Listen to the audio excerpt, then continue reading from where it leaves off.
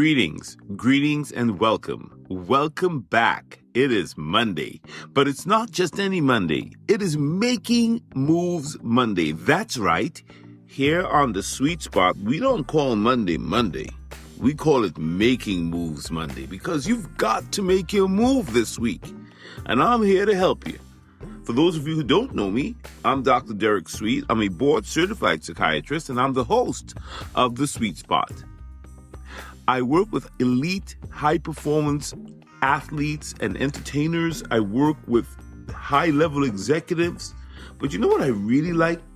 I enjoy sitting right here with you, across the coffee table, just talking about life. Trying to figure out how do we break through? How do we get to our next level? How do we live the life we love? Yeah, that's it. That's what the Sweet Spot's about. We take science, soul, and success and we blend it up. And this week, our theme is Break the Barrier. Break the barrier. Absolutely. That's what we're going to do all week. We're going to look as to how can we break barriers. Breaking barriers is a thing. And look, there are moments in history when humanity ran into a wall. If you study history and you look back, you'll see that humanity has always run into a wall. A wall of sound. A wall of prejudice. A wall of gravity. A wall of biology, a wall of doubt, you name it. And for a long time, when experts ran into these walls, what would we hear? It can't be done. This can't be done. It's impossible. And then someone breaks through. Someone breaks through the wall. This week, Sweet Spotters, we are studying those moments. Those moments when someone dared to do the impossible. Someone broke through a wall. And we're going to learn from them. We're going to draw lessons from them. Not to admire them, but to understand them. Because barriers, you see, barriers don't exist in isolation. They come in clusters. And this week, we're going to focus on various breakthroughs where folks broke through several barriers that were happening at once. Today's episode is called Breaking the Sound Barrier, when turbulence feels like a wall. I'll repeat. Breaking the sound barrier, when turbulence feels like a wall. Now, lest you think I'm only talking about airlines and aviation, barriers don't just exist in aviation. They exist everywhere, in baseball stadiums, in basketball arenas, in space programs, wherever you, in the hospital, the law firm, at work, wherever you work. Barriers don't just exist in physical spaces. They exist in our nervous system as well. And that's a point we're going to just get right into. Because barriers exist in our habits. Did you know that your habits could be a barrier? Another obvious place that barriers love to live and exist is in our fears. What are you afraid of? What gives you anxiety? A third place is in exhaustion. When you're tired, when you're fatigued. Did you know that could be a barrier too? A barrier could also exist in the quiet story you keep telling yourself about what you can and cannot do. You see, if the mind isn't examined and controlled in some way, form, or fashion, if we don't get a hold of these thoughts, they'll identify barriers for us, and they'll even create barriers, and they'll perpetuate barriers. So on Monday, we're going to look at something that we haven't looked at. which is the sound barrier. When was the last time you thought about the sound barrier? I know I didn't, but I prepared it for you today. Oh yeah. What happens in the brain when pressure builds up before the breakthrough? That's what we're going to try to figure out. We have to figure out what's going on inside our heads when we feel pressure. And then how does that lead to a breakthrough or not lead to a breakthrough? Because here's the truth. Every barrier feels permanent until it isn't. Now let's go back to the sky for a minute. Let's go back to 1947. For years, pilots believed there was a literal wall in the atmosphere. And as aircrafts approached the speed of sound, they shook violently back then.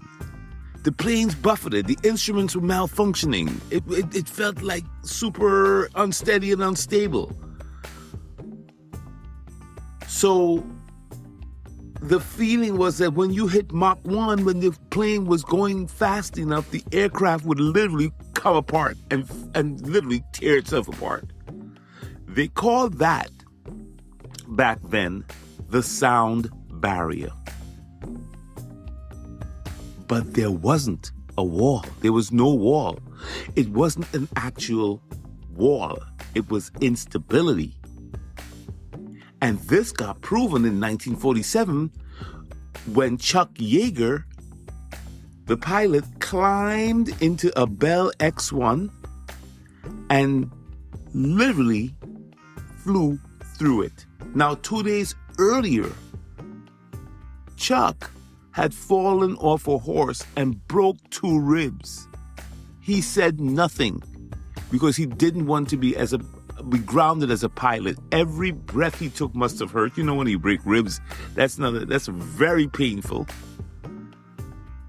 And he had to overcome that, and then he would saw off a broom handle to help latch the cockpit door because he couldn't even move his arms properly enough to maneuver in there.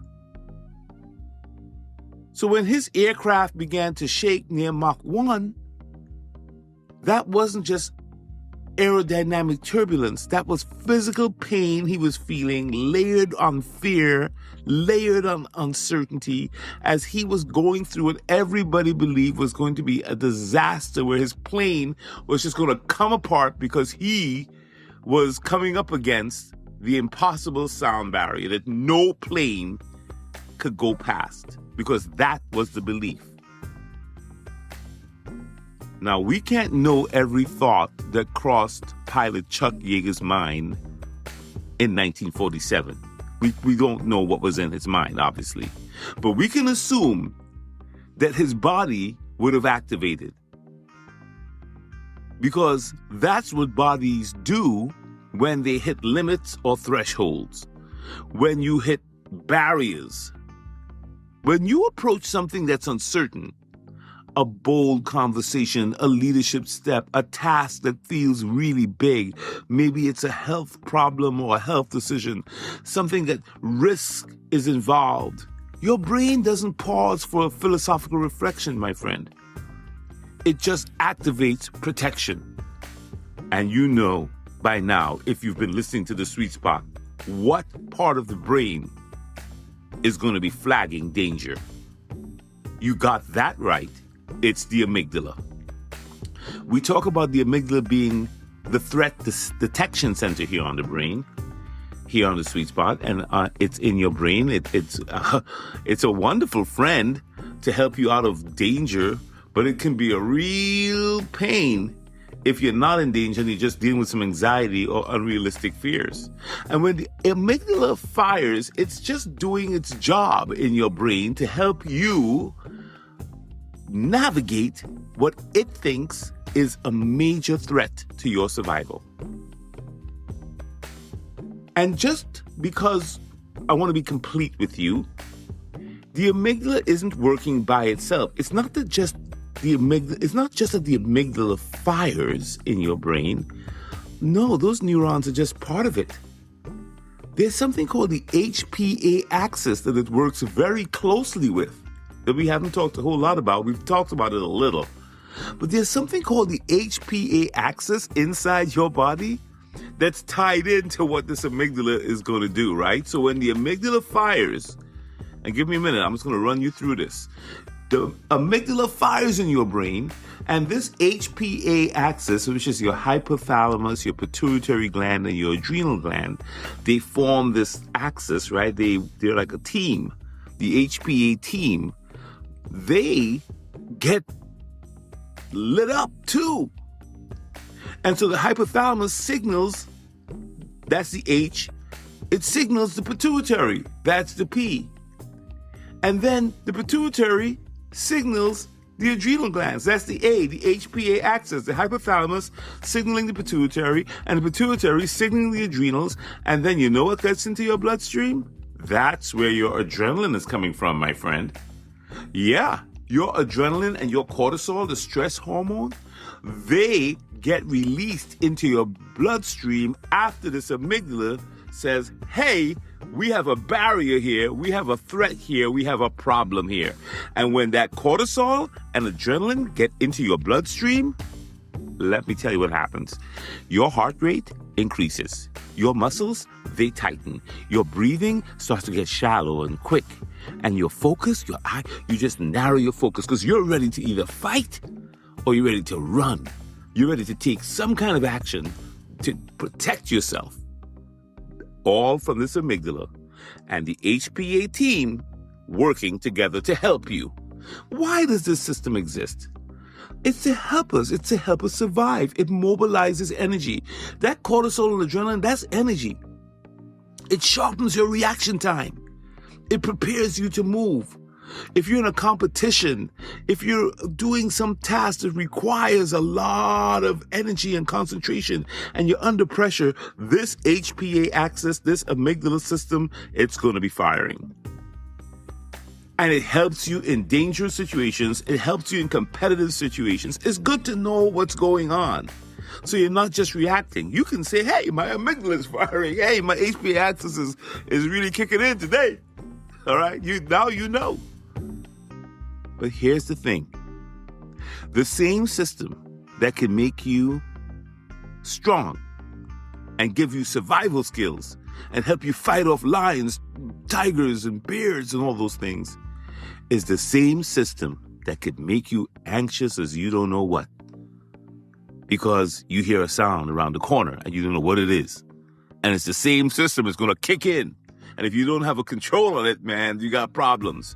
So our guy in 1947, all right, Chuck Yeager, 1947, all right, he's in this Bell X-1 aircraft. He's trying to break through the sound barrier.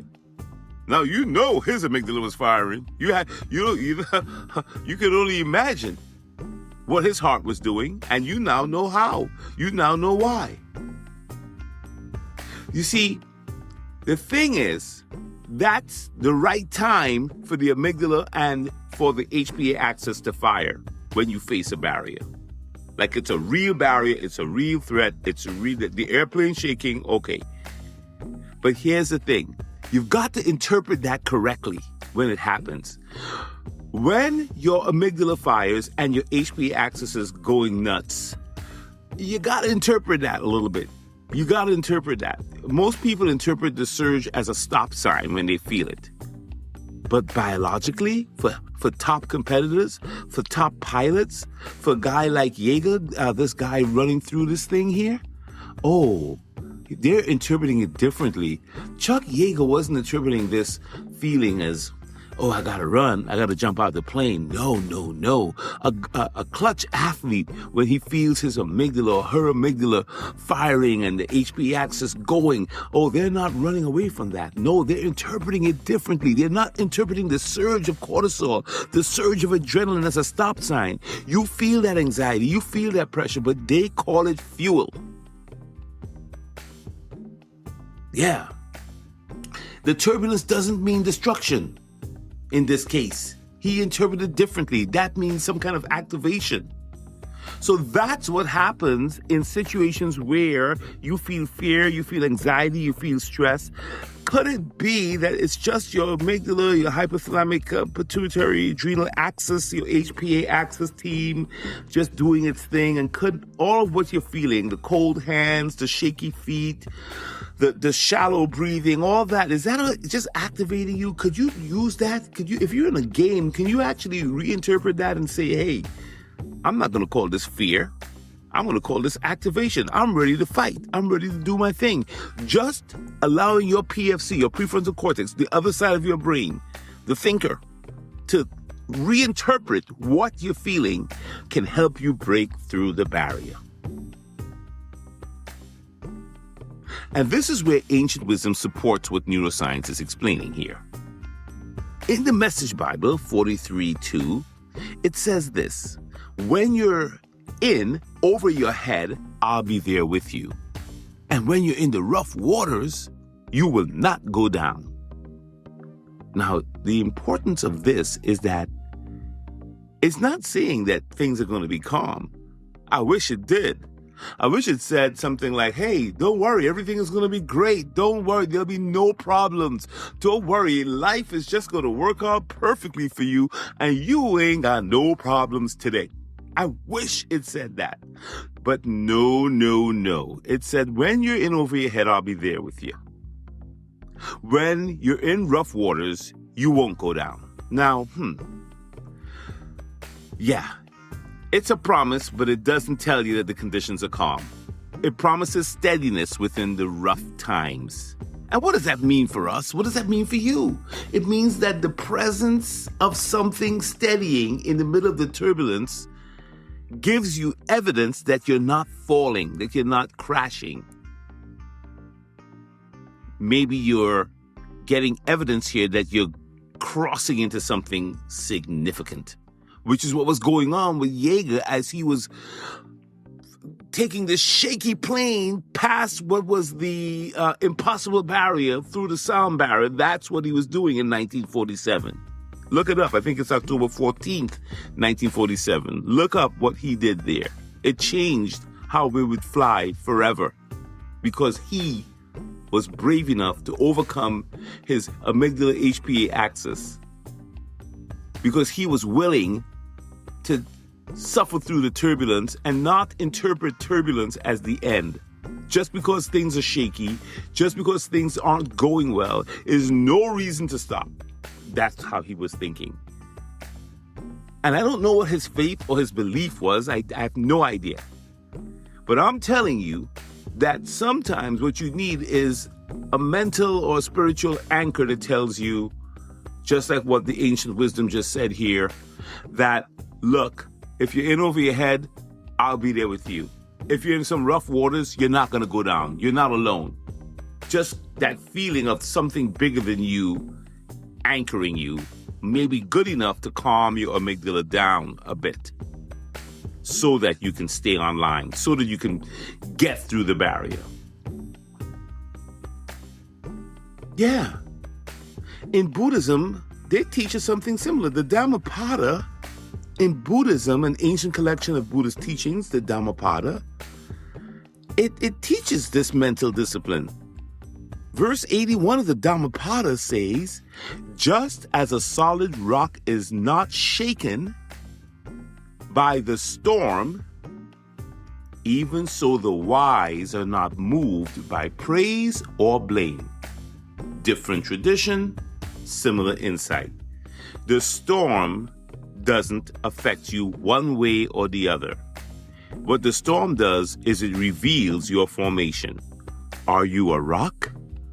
Because if you're a rock and you're in rock formation, if you're holding the line, listen to what we did last week or the week before, whatever. If you're holding the line, you're solid. The storm is not going to shake you.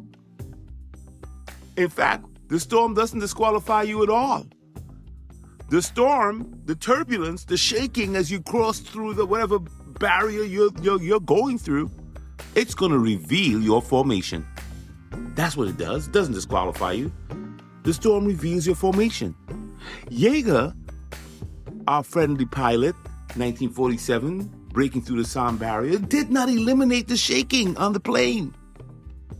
He endured it long enough to pass through it.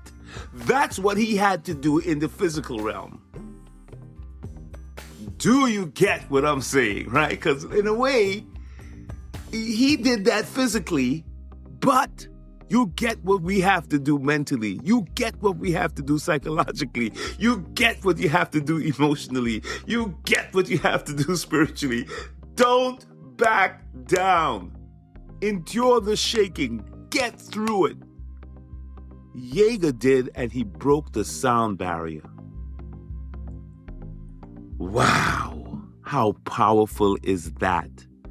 Somehow you have to take what's happening, take the pressure, and convert it. Change it. Make it work for you, like that's what he did. That's what breaking through a barrier involves. Turning to it and facing it. Marcus Aurelius in Meditations, Stoic philosopher, Stoic writer, had this amazing quote. And it's really good for us here on a Making Moves Monday to understand this one. The blazing fire makes flame and brightness out of everything that's thrown into it. I want that to land. I want that one to land with us this Making Moves Monday as we think through how we're going to break through barriers. Maybe we have to be like a fire. Let me repeat that. The blazing fire makes flame and brightness out of everything that's thrown into it. You know what I'm going to say? Everything is thrown at it. Sometimes things are just, when they say everything but the kitchen sink is thrown at you, some days you have everything and the kitchen sink thrown at you. But if you're a blazing fire, hey, you can make flame and brightness out of whatever they throw at you today. Pressure, right? Pressure thrown at a fire becomes brightness. Look, pain was thrown at Yeager with his broken ribs as he was trying to break through the sound barrier. Pain thrown at Yeager became history.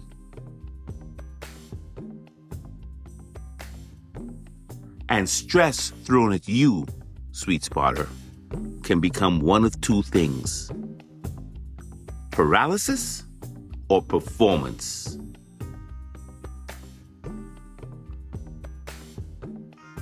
The barrier wasn't the speed of sound as they were thinking back in 1947. It was the interpretation they had of it. It was the interpretation of the instability that planes felt when they got to a certain speed, and they called it a barrier. What are you calling it?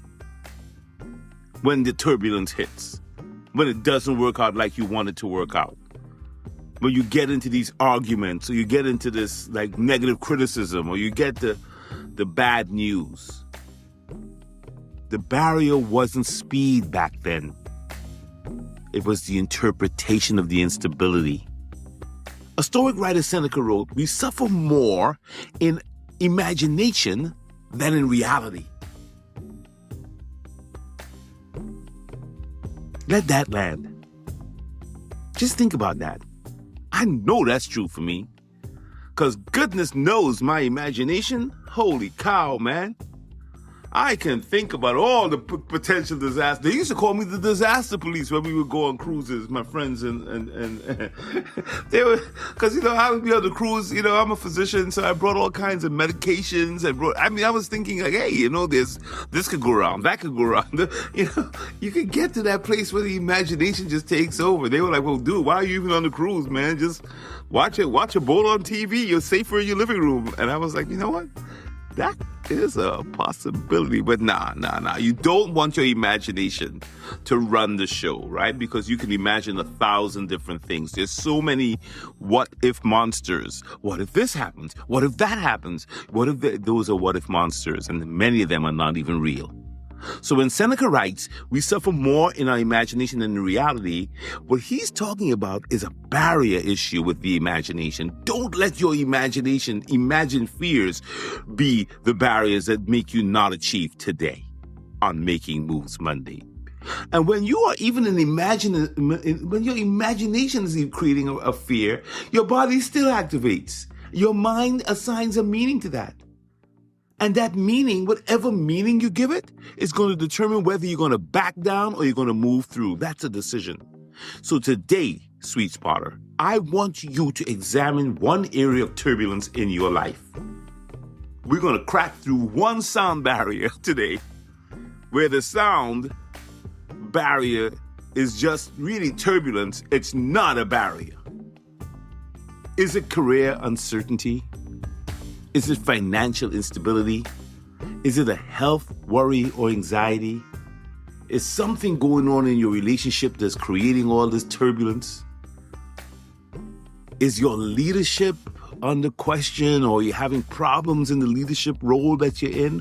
What is it? Sometimes it's just the grief, like if you've lost someone, it can be so overwhelming that you can't get anything done. Just notice what it is. Maybe it's the grind of having to get up one more time and face this drudgery or whatever it is that you're dealing with. Notice what your body is doing when you think of it that way. When you feel the anxiety, when you feel the stress, it's not weakness. That's just your HPA axis pumping the cortisol, pumping the adrenaline in, because it's getting a signal from the amygdala, because the amygdala interpreted the environment as a barrier, right? And this can be a threat. And the question becomes, will you let this surge that the HPA axis is doing and the amygdala is doing control you? Or will you regulate it and continue past it?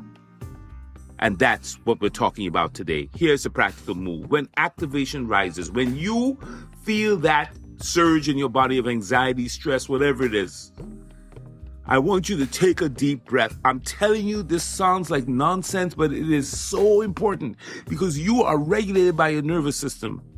And your nervous system will respond when you take a deep breath in,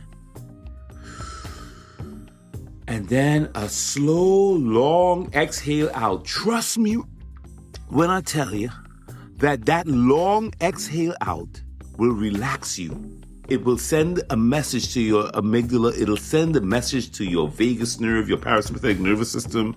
It will send a message to your inner machinery that you've got this. Lengthen your exhale. Relax your jaw. Unhunch your shoulders right now. Drop those shoulders. Relax. Let go for a second. You don't even know how tight you are. Okay? Widen your gaze. Don't be so narrowly focused right now. Don't let this amygdala put you in threat mode.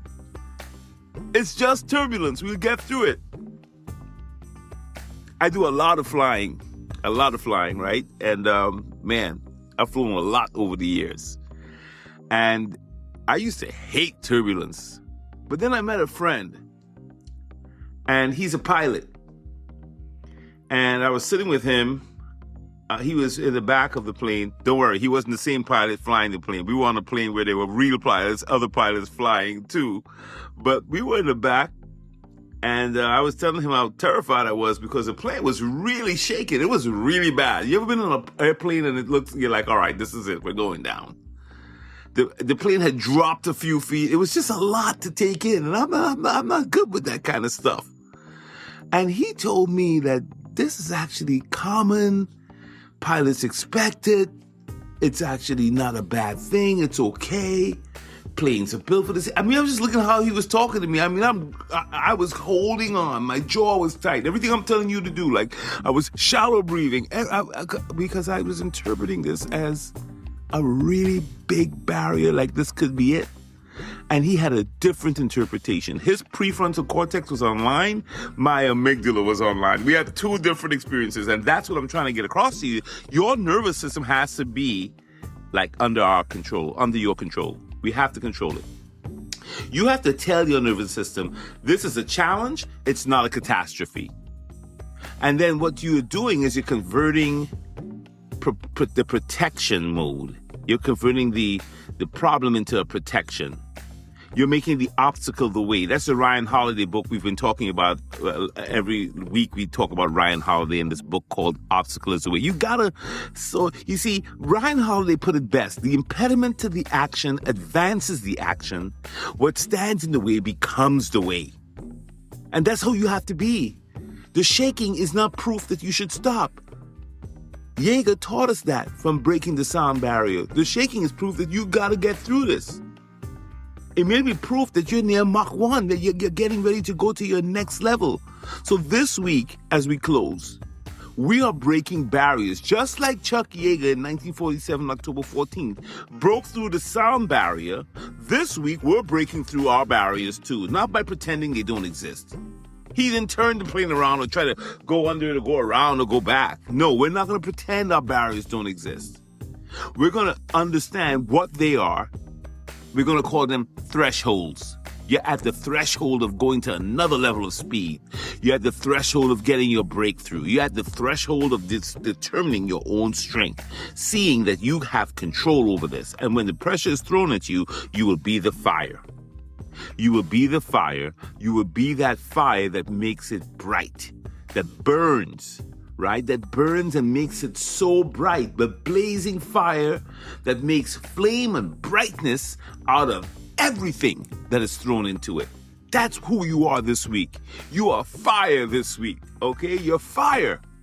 Be that fire. You know, when your prefrontal cortex accepts this and your amygdala hears it and you're like, oh, you're throwing this at me? I'm going to consume it with my fire. You're totally different. You've crossed the threshold. You just did that with me right now. You're listening to The Sweet Spot. It is Making Moves Monday. If this helped you recognize what it feels like when a wall or a barrier is at your doorstep, and you recognize that this is not a barrier, it's just turbulence, and I can get through it, I'm going to hang on, I'm going to hold on, I'm going to persevere. If you felt like that, this is the time to subscribe to this channel, to this podcast. And it's totally free. There's no barrier here for that. You can just subscribe and also share it with someone who is standing at the edge of their own threshold and may not even recognize it. You will hear it this week that people talk to you about walls, about barriers, and you can help them reinterpret it as thresholds that they can get through. Thank you for listening to The Sweet Spot. Tomorrow we're going to go deeper. We're going to crack DNA tomorrow. We're going to examine how the brain's default mode network, another system in the brain, right, has some kind of internal story that messes with our identity. We're going to tackle that tomorrow. We're not going to be limited by anything. We're not going to let biology limit us. We're not going to let psychology limit us. We're not going to let anything limit us this week, because this is the week we are breaking barriers. I'll see you tomorrow for Take Action Tuesday. For science, for soul, and for success, this is The Sweet Spot.